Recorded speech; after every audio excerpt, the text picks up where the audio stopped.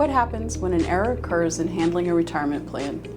Will the DOL or IRS come knocking on your door if something alerts them? Will your plan be terminated or all of your previous tax savings be disqualified? While either of those things are certainly a possibility, it's not probable. The IRS and DOL actually want to see your plan succeed because it benefits the employees.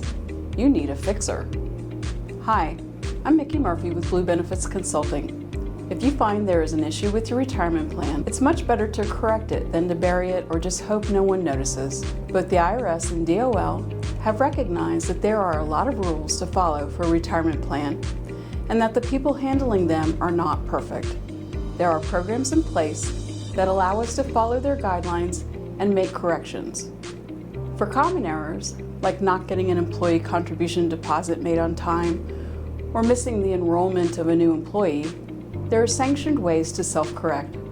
But as you might guess, there are rules to follow for making the correction properly and providing employees with the benefit and missed earnings they are entitled to. Sometimes making a correction requires paying a fee to do so. For instance, filing a Form 5500 annually is a requirement for any plan covered under ERISA. That includes 401k, pension, profit-sharing plans, and ESOPs. What some people miss is that it also covers certain health and welfare plans, particularly those over 100 participants. It could be pretty expensive to miss one of those filings. Both the IRS and DOL have late penalties for Form 5500 that can be imposed. The IRS penalty is $25 per day with a cap of $15,000 a year. The DOL penalty for late filing can be up to $2,529 per day with no maximum, and both are from the original filing due date, not the extended date. Those are serious fines, and it doesn't matter if you missed the filing or signed your 5500 a day late. Both are late. The good news is there's a fix for that too.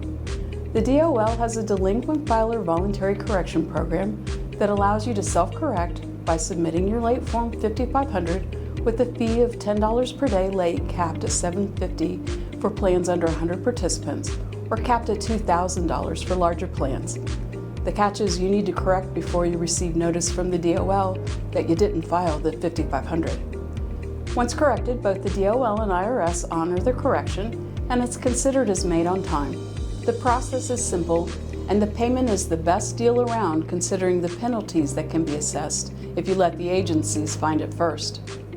Blue Benefits, as well as many third-party administrators, are accustomed to helping our clients fix common errors like these that have procedures clearly outlined within correction programs.